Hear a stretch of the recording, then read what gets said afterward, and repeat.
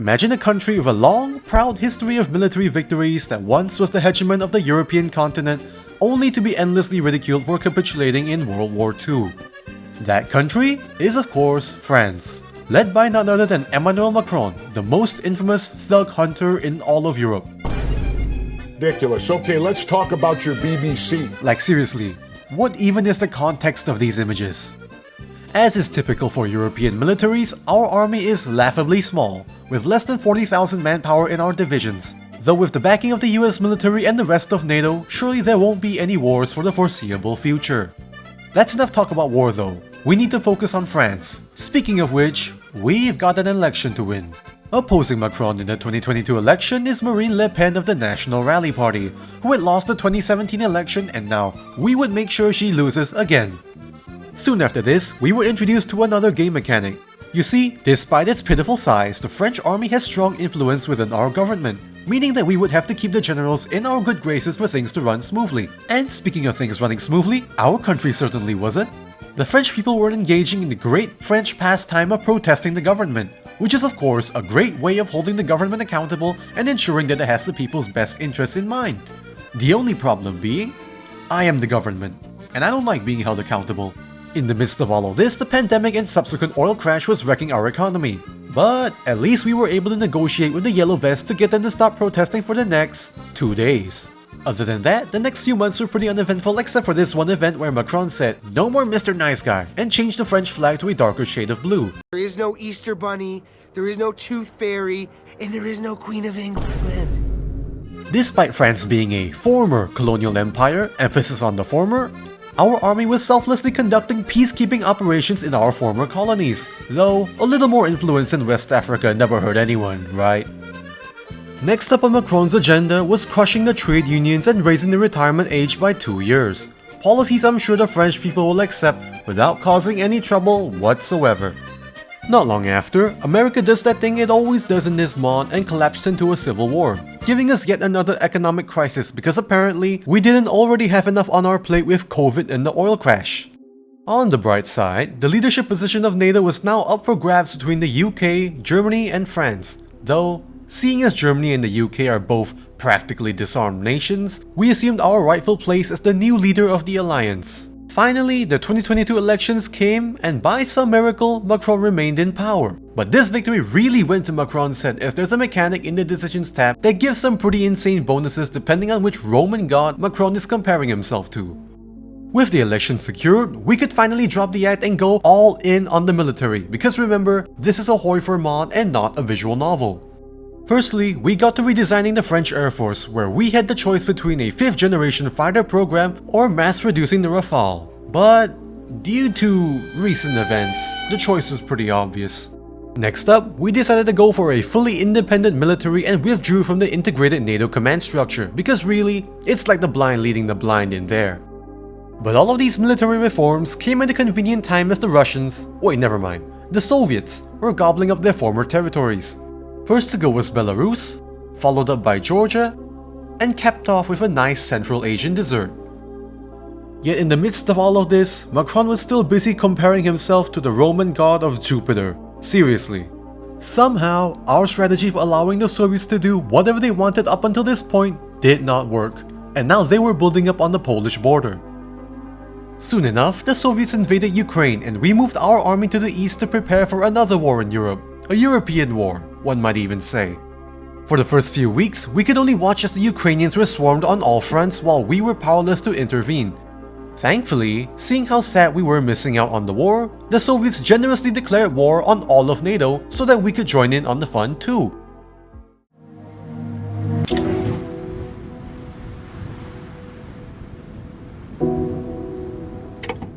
In the opening moves of the war, we immediately dogpiled on the Soviet garrison in Kaliningrad. In the south, we quickly moved our armored divisions in to recapture Moldova from the Soviets, where we found that 500 Transnistrian militiamen can't really hold back the 3,000 Black Leclerc tanks of Macron. But as the battles for the nearby tiles continue to drag on, it turns out that any Soviet unit that has armor thicker than a pickup truck was completely impervious, probably because of their buffs. Still, the situation on the front line was mostly in our favor as we finally liquidated the Soviet forces trapped in Kaliningrad. But just as we were about to reinforce the Ukrainian front, they barely ticked over the surrender limit and completely disappeared from the map, along with the NATO front line. Now, I can't talk about realism in the same mod where an AI takes over all of China, but I can't possibly imagine what NATO commanders must have been thinking.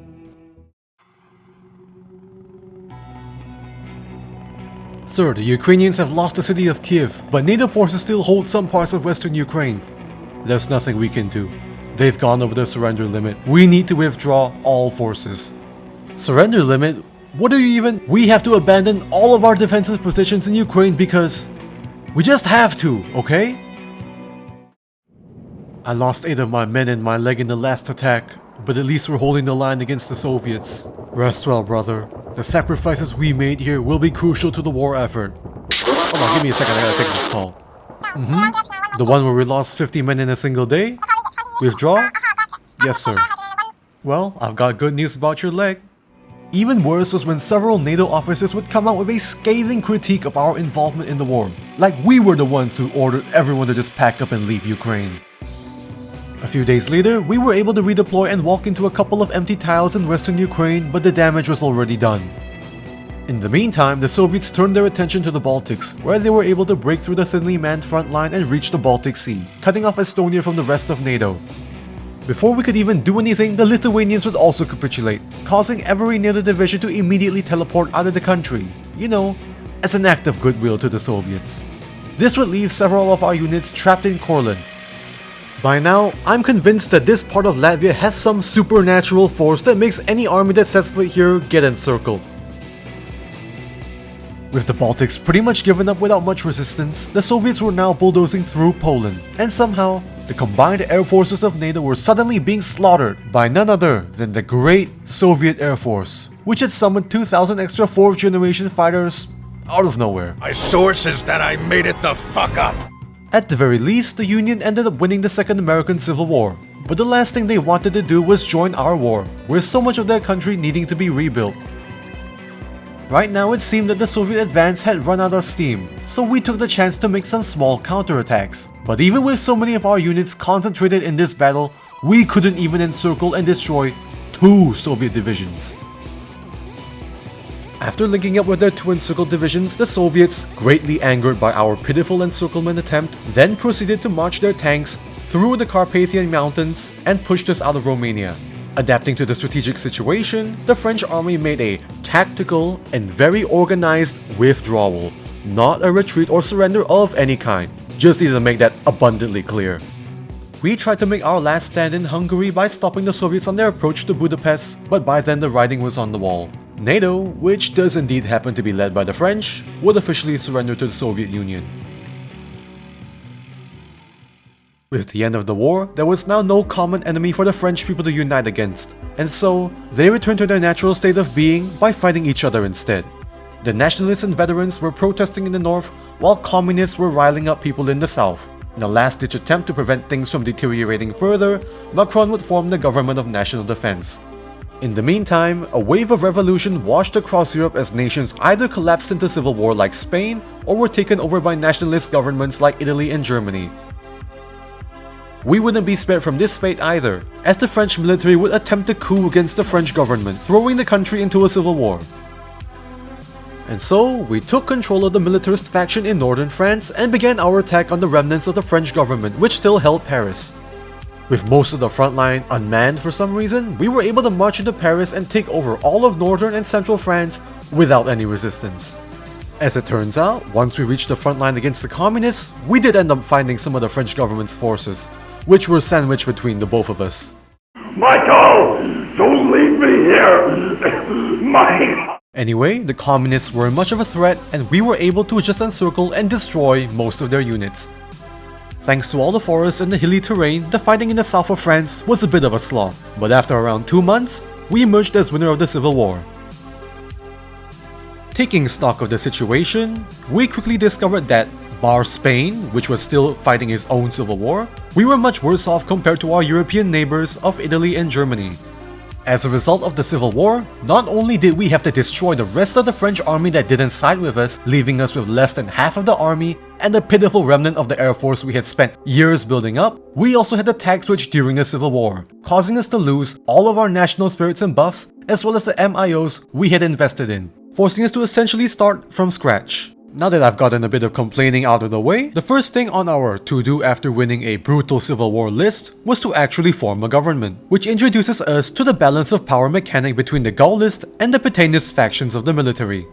By no means am I an expert on French politics. As a matter of fact, this is the first time I've even heard of either of these ideologies. But just looking at the flavored text, I get the feeling that just maybe the Pétainists might be the baddies.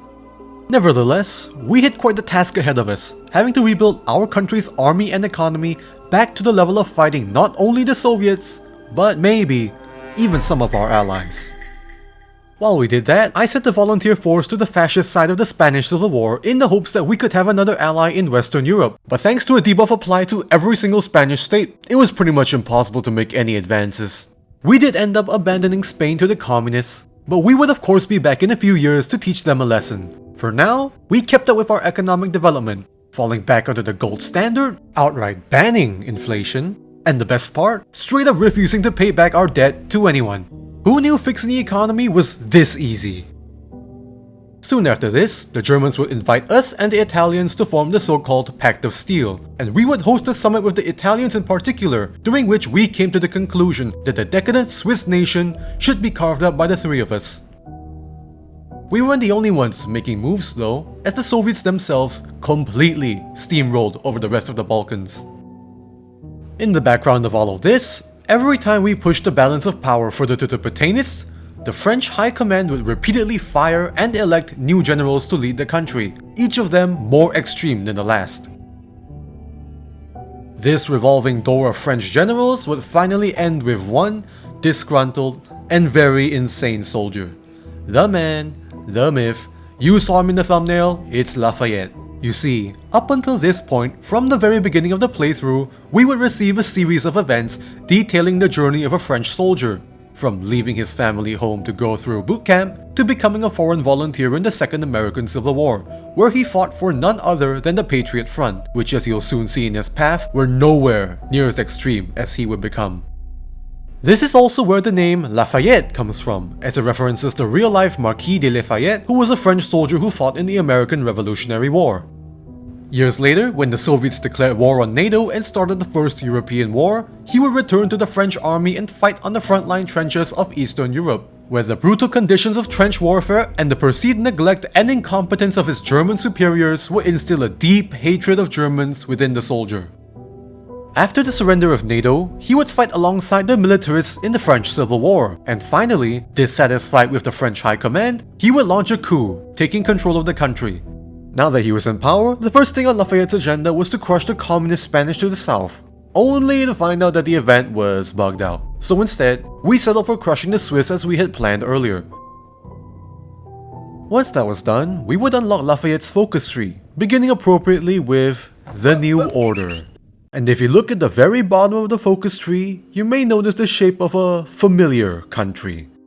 But before we could enact our great betrayal, we would need to deal with the much more pressing threat of the Soviet Union. Our spy network had already completely infiltrated the Soviet Union, and after some last-minute military exercises, we were ready to join our temporary allies in getting revenge on the Soviet Union. Soon after, we arrived on the front line where the Germans were already battling most of the Polish divisions, allowing us to push through their flanks and encircle and destroy the entirety of the front line. Once the Polish Reclamation government capitulated, the Soviet Union and the entire Minsk Treaty Organization would join the war. With the Germans already preoccupied on the Polish front, we elected to deploy our army onto the Balkan front instead, which wasn't the best idea, thanks to all the mountainous terrain and rivers in the area not exactly being conducive to mechanized offensives. And speaking of a mechanized offensive, we completely ran out of oil within a few days of fighting. The Balkan front was a total meat grinder, with most of the frontline provinces heavily stacked with multiple Soviet tank divisions. But eventually, we were able to make some pretty huge encirclements in Slovenia and Budapest. Our combined naval strength in the Adriatic Sea meant that the Soviets couldn't stop us from bypassing the front and landing on the Balkan coast, speeding things along significantly. Once again, the front line was simply too stacked to make any huge advances here, so we redeployed our huge mechanized army to the Central European front, where our so-called German allies had completely hit a brick wall against the Soviet war machine. As it turns out, all of our efforts on the Balkan front were a complete waste of time, seeing how the front line here completely melted as soon as I activated my battle plan. Really goes to show who's better at the so-called blitzkrieg. The Soviet army was stretched far too thin to even man most of the front line, so we were able to get loads of pretty much free encirclements, which I think is fair as the Germans so far have been leeching off of our advances and stealing all of the land. Of course, as a former member of NATO, I felt the irresistible urge to launch a suicidal naval invasion into Russia. As they say, old habits die hard. I don't need it. I don't need it. I definitely don't need it. I don't need it. I need it! Anyway, we continued advancing into the Baltics and moved quickly enough to stop the Soviets from fortifying the river for their good old Dnieper line. And speaking of the Dnieper, we broke through the Ukrainian front from the Soviets' northern flank and managed to reach the Black Sea, cutting off the troublesome Balkans from receiving any more Soviet reinforcements. Since we didn't have to worry about that front anymore, we could fully focus our push into the Russian heartland, where our naval invasion finally kicked off and was made completely redundant because we had already reached Leningrad. By now, defeating the Soviets was really just a matter of time, but I'd rather have the Germans and Italians waste more of their strength and equipment here while I trained another measly 40 tank divisions for our eventual war with them. In addition, we naval invaded Turkey and the Middle East from Cyprus in order to open the Caucasian front against the Soviets and secure some much needed oil for our army. We simply battle planned and reached the main front line with the Germans within a few days. And to finally get this over with, we redeployed all of our units to take Moscow. To their credit, the Soviets really held on to the city with most of the units they had left. But finally, for the second time in history, the French marched into Moscow, meaning that's 2-0 to the Germans for taking Moscow, and yet people still call the French surrender monkeys. Not long after, the Soviet Union would finally capitulate, ending the war in a Pact of Steel victory.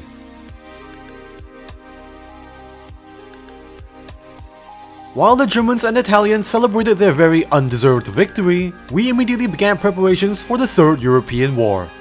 Firstly, in order to even declare war on the Germans, we would have to destroy every other faction within the French military that opposed us, which happens to be all of them, due to how insane Lafayette's ideology is. And, taking a look at the Decisions tab, it definitely gives you an idea. There was beginning to be a little dysentery among the ranks of the French army, crippling our army for the coming war with Germany. We had to crush every last one of them, and so we did. Hovering over the decisions to see the flavored text gives a little insight on the rather gruesome ways these guys are getting executed, which include but are not limited to throwing them off of buildings, hanging them upside down, and ripping their spines out. While that was going on, Lafayette continued carrying out his insane, methed out plan of conscripting every single French man, woman and child into the army, as well as massacring 660,000 of his own people in a single night. You know, I'm beginning to think that the PTSD-ridden, psychopathic, and ridiculously evil combat veteran might not be fit to lead our country. Anyway, our preparations for war were almost complete, and with the last-minute deployment of some extra divisions and using up our stockpiles of aircraft, we were pretty much ready. Of course though, Lafayette couldn't resist but arbitrarily kill more people, which would be fine if it was just a nameless civilian or something, but this time he went and killed our best field marshal, whom we had grinded skills on for the past 13 years. Regardless of that, we would soon carry out Operation Napoleon, backstabbing our German and Italian allies. But really, if they didn't see it coming with a guy like Lafayette in charge, they probably deserve it. And just a month later, the war for Frankish unification would begin.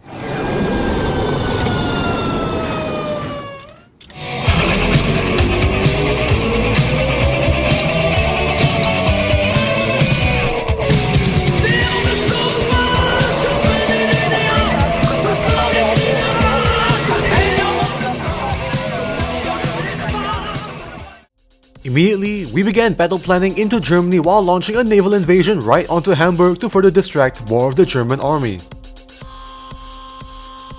Right off the bat, it was clear that the cards were stacked massively against us, with the Pact of Steel and their puppet states making up almost all of Europe. Worse still was the horde of Italians reinforcing our front line against the Germans, completely sapping the momentum we had earlier. And even though we had managed to cut off and encircle more than 30 divisions, we ended up losing 5 divisions from our landing force at Hamburg, an unacceptable ratio, but one we would soon improve. With more and more troops flowing in from Germany's puppet state of Russia, we decided to do a little nuclear retaliation. You'd think with how much Lafayette hates Germans that we'd get decisions to nuke German cities instead, but whatever. Next was to naval invade the British, who had foolishly rejected to join us in betraying the Pact of Steel. Not that it really mattered, as they resisted about as hard as a sopping wet one-ply piece of toilet paper. Back on the main front, each province was far too stacked to make any progress, with the Germans even pushing us back in some tiles. So, in order to divert some units from the main front line, I opened a new front in the north with a naval invasion of Norway. And of course, we were swarmed with units within a few weeks, forcing us to withdraw with several losses. However, the diversion was successful and our front line held against the endless attacks of the Pact of Steel, allowing them to de-org and waste equipment. Finally, after several weeks on the defense, we would launch one final offensive against the Germans, successfully wiping out a large portion of the remaining German army. And from then on, all we needed to do was march into Berlin and finally capitulate the Germans. And as it turns out, the Italians weren't even important enough to be a major nation, causing the war to end with the capitulation of the German Empire. Strangely, there doesn't seem to be a proper scripted peace deal for this war, so I tried to make my own with the console. As you can see, the true and legitimate borders of France have been achieved, with Catalonia seized from the Spanish in the south, as well as absorbing the western part of Germany. As for what's going to happen to the German inhabitants of this land, if I speak, I am in big trouble. We also took Cornwall and Dover as a punishment for the insolent British, though they're lucky we didn't just annex them outright. And for the unforgivable crime of being annoying, the Italians were dismembered and left as a rump state. The entirety of Europe was now under the French New World Order. And yeah, this is kind of underwhelming, but I gotta come clean. This gameplay was all recorded in April, and I've been sitting on it until now, so the bugs in this path are probably all fixed by now. Anyway, I'm well aware that the content drought as of recent has been pretty bad, but I'm looking to make as many videos as I can within this month as I have loads of free time. I hope you enjoyed, and see you again.